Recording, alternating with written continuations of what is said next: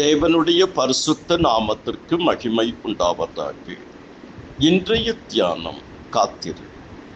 கர்த்தருக்குள் அருமையான சகோதர சகோதரிகளே, நண்பர்களே, இயேசு கிறிஸ்துவின் இனிய நாமத்தில் உங்கள் அனைவருக்கும் எனது அன்பின் காலை வணக்கங்கள்.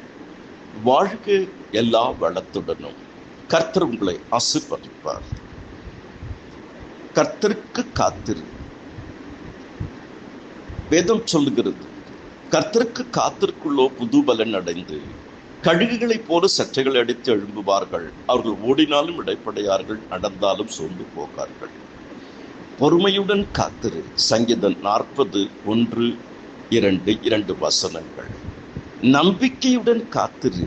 சங்கீதம் 62:5. திடமனதோடு காத்திரு. சங்கீதம் 27:14. சங்கீதம் 31:24. ஆவலுடன் காத்திரு. சங்கீதம் 123 வசனங்கள் 1-2. எதிர்பார்ப்புடன் காத்திரு. நீதிமொழிகள் 13:12. ஜபத்துடன் காத்திரு. சங்கீதம் 46:10. எசேக்கியேல் 40:31. தொடர்ச்சியாக காத்திரு. சங்கீதம் 37:34. லூக்கா 18:1-6 வரை.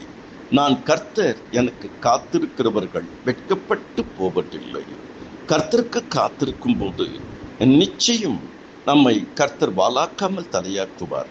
தொடர்ந்து காத்திருங்கள், தைரியமாக காத்திருங்கள், உறுதியாக காத்திருங்கள், நம்பிக்கையோடு காத்திருங்கள், அமைதியாக காத்திருங்கள், முழு கவனத்துடன் காத்திருங்கள்.